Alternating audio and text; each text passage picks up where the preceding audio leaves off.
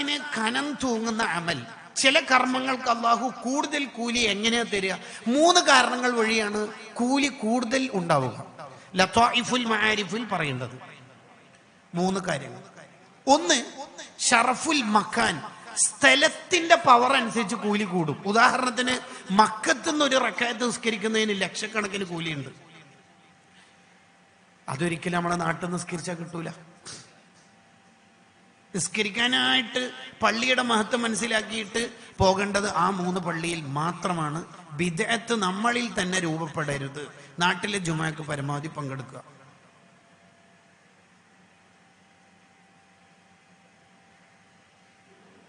അപ്പൊ ഒരു സ്ഥലത്തിന്റെ പവർ അനുസരിച്ച് കൂലി കൂടും.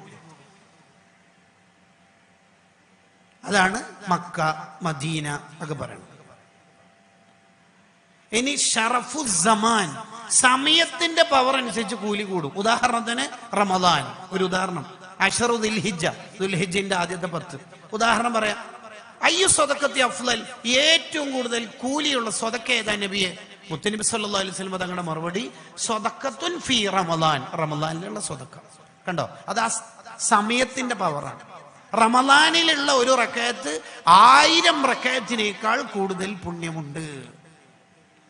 റമദാനിൽ ചെയ്യുന്ന ഉംറത്തും ഫീ റമദാൻ തഅദിലു കഹജ്ജത്തി മഈ, എന്റെ കൂടെ ഹജ്ജ് ചെയ്യുന്ന കൂലിയാണെന്ന് നബിയുന റസൂലുള്ളാഹി സ്വല്ലല്ലാഹു അലൈഹി വസല്ലം. എന്താണ് ആ പവർ? അതിനേക്കാൾ വലിയ ഓഫർ ഇനി എന്താ വേണ്ടത്? അതൊരു ആ സമയത്തിന്റെ പവറാണ്. ഇത് പ്രധാന വിഷയമല്ലാത്തതുകൊണ്ട് ജസ്റ്റ് പറഞ്ഞു പോവുകയാണ്.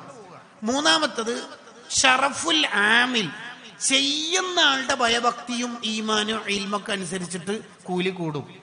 ഉദാഹരണത്തിന് ആലിമിന്റെ, അൽ ആലിം എന്ന് അവിടെ പറഞ്ഞാൽ അൽ ആരിഫു ബില്ലാഹി തആല, അള്ളാഹുവിനെ അറിഞ്ഞുകൊണ്ട് ഇബാദത്ത് ചെയ്യുന്ന ഒരു ആലിമിന്റെ 2 റക്അത്ത് സാധാരണക്കാരായ നമ്മളുടെ 1000 റക്അത്തിനേക്കാൾ പുണ്യമുണ്ടാവും. അവിടെ ആലിം എന്ന് പറഞ്ഞാൽ വെറും ബിരുദം എടുത്തേന്നല്ല അർത്ഥത്തിൽ വെക്കരുത്. അൽ ആരിഫു ബില്ലാഹ്, അള്ളാഹുവിനെ അറിഞ്ഞ് ഇബാദത്ത് ചെയ്യുന്ന. ഇപ്പം ബിരുദം എടുക്കാൻ വലിയ പണിയൊന്നുമില്ല. കുട്ടിയുടെ മോന്റെ മോളയാറ്റം ബിരുദ ചടങ്ങിന് പങ്കെടുക്കാൻ പോയ രക്ഷിതാവിന് അവിടുന്ന് ബിരുദം കിട്ടിയ കാലം. എങ്ങനെയുണ്ട്? പിന്നെ അതിൻ്റെ ഒന്നും വില കളയരുത്. ഇത്ര കാലം നമ്മൾ ഉലമാ കാത്തു സൂക്ഷിച്ച ഒരു രീതിയുണ്ട്. അപ്പൊ ഈ 3 കാരണങ്ങൾ കൊണ്ടാണ് പൊതുവെ അമലുകൾക്ക് കൂലി കൂടുതൽ ഉണ്ടാവുക. എന്തിനാണ് കൂലി കൂടുതൽ അള്ളാഹു ചില കർമ്മങ്ങൾക്ക് തരുന്നത്? ഇനി അതിന്റെ ഉത്തരാണ് പറയാൻ പോകുന്നത്. ഇമാം നൈസാബൂരി, ഇമാം ബൈഹഖി റളിയല്ലാഹു അൻഹുമ അവരൊക്കെ പറയുന്നതാണ്.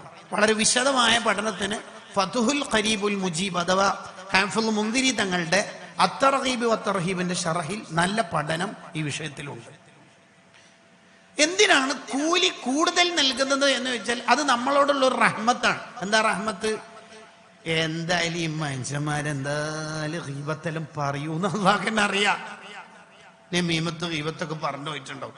പരമാവധി സൂക്ഷിച്ചിട്ടുണ്ട്, എന്നാലും പറഞ്ഞു പോകുന്നു ഉസ്താദ് ഇവന്റെ കളി കൊണ്ട് എന്ന് പറയുമല്ലോ. ചിലപ്പോ ചില ആൾക്കാർ ഈ സൂഫീസ് അഭിനയിക്കുന്ന ആൾക്കാരുണ്ടാവും. അതിൽപ്പെട്ടതാണ് ഓനെ കുറിച്ച് പറയാനുള്ള ഉസ്താദ് എനിക്ക് പലതും പറയാണ്ട്, ഞാൻ ഒന്നും പറയണില്ല.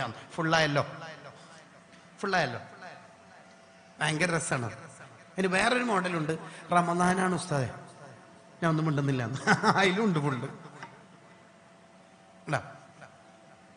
അത് ബ്രീഫ്ലി എക്സ്പ്ലനേഷൻ എന്നെല്ലാം പറയും, വാർത്ത ചുരുക്കത്തിൽ എന്നെല്ലാം പറയുമല്ലോ, കുറച്ച് വായിച്ചിട്ട്.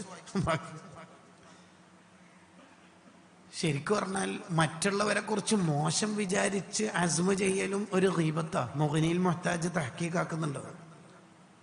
മോശം ഒരാളെ കുറിച്ച് എപ്പോൾ നമുക്ക് മോശം വിചാരം, അതൊരു ഗീബത്ത് തന്നെയാണ്. നമ്മൾ ആരെയും മോശം വിചാരിക്കരുത്. അങ്ങനെ വല്ലതും സംഭവിച്ചു പോയ ചില മനുഷ്യന്മാരുണ്ടാവും. ഇവരെ രക്ഷപ്പെടുത്താനാണ് അള്ളാഹു അമല് മുളാഫാക്കണത്, കൂലി കൂടുതൽ. ഉദാഹരണം പറയാം, സുബ്ഹാനല്ലാഹ് റമളാനിലെ 1000 സുബ്ഹാനല്ലാഹ് കൂലി. അപ്പൊ ഈ ചങ്ങായി ആഖിറത്തിലെത്തി രക്ഷപ്പെടാൻ ഇങ്ങനെ വിചാരിച്ച് നിൽക്കുമ്പോഴാണ് ഇയാളെ കുറിച്ച് പരാതിയായിട്ട് 2-3 ആൾ വരുന്നത്. എന്താണ് പ്രശ്നം? ഇവന് ഗീബത്ത് പറഞ്ഞാൽ അതുകൊണ്ട് കിട്ടാണ്ട് പോവില്ല. ആ ശരി. അപ്പൊ ഇയാളെ സുബ്ഹാനല്ലാഹിന്റെ 1-ാമത്തെ ആ കൂലി ഉണ്ടല്ലോ, അസല് കൂലി, അത് കൊടുക്കും.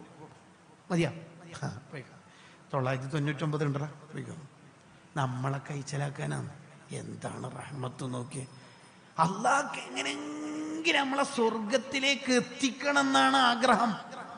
അതിനാണ് ഈ ഓഫർ എല്ലാം അള്ള തരുന്നത്. അല്ലാതെ നരകം എന്ന് പറയുന്ന ഒരു കമ്പനി അള്ള സൃഷ്ടിച്ചിട്ട് ഇബ്ലീസ് എന്ന ഗുണ്ടകളെ അയച്ചിട്ട് സ്റ്റാഫിനോട് മൊത്തത്തിൽ കോർപ്പറേറ്റഡ് മുതലാളി പറയുന്ന പോലെ എല്ലാവരും വരി, ഈ കൊല്ലം ഏഷ്യയിൽ നിന്ന് മാത്രം നമുക്ക് 1 ലക്ഷം ടീമിനെ കിട്ടണം നരകത്തിലേക്ക്.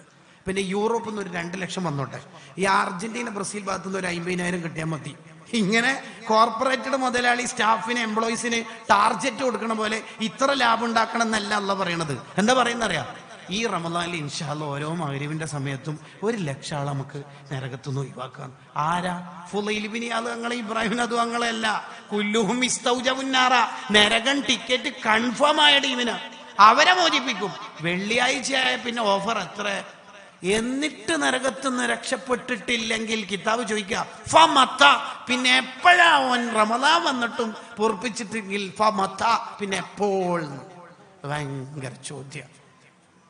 ഇനി മസൂസക്കാബിസ്തൈന് റമദാൻ ഉണ്ടോ? നമ്മളുടെ ഉപ്പാപ്പ ഉമ്മാമ മരിച്ചു പോയവർക്ക് റമദാൻ ഉണ്ടോ?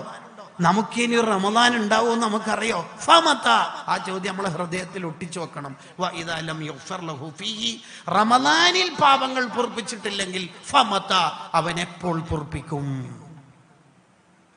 അള്ളാഹു നമുക്ക് പുറത്തേരുമാറാവട്ടെ. നമ്മൾ അള്ളയല്ലേ നമുക്ക് പുറത്തേരും എന്നുള്ള ഒരു പ്രതീക്ഷ നമുക്ക് എപ്പോഴും ഉണ്ടാവണം. അങ്ങനെ ഈ അമലുകൾ മുവാഫാവുന്ന ഏടിൽ അഥവാ നന്മയുടെ തട്ടിൽ വക്കലോടുകൂടി ആ നന്മയുടെ തട്ടിന് വലിയ ഭാരം ഉള്ള 11 കർമ്മങ്ങളെ പരിചയപ്പെടുത്തിക്കൊണ്ടുള്ള ഗ്രന്ഥങ്ങളുണ്ട്. സ്വഹീൽ ബുഖാരിയുടെ ലാസ്റ്റത്തെ ഹദീസ് വിശദീകരിക്കുന്ന ഒരുപാട് ഖത്മു തീർക്കുന്ന ഗ്രന്ഥങ്ങളിൽ ഇത്തരം ചർച്ചകൾ കൂടുതൽ കാണാം. ഇമാം ഫാക്കിഹി റഹിമഹുല്ലക്ക് അഥവാ ഇബ്നു ഹജർ റഹിമഹുല്ലയുടെ ശിഷ്യന് സ്വതന്ത്രമായി ഇതിൽ രചനകൾ തന്നെ ഉണ്ട്.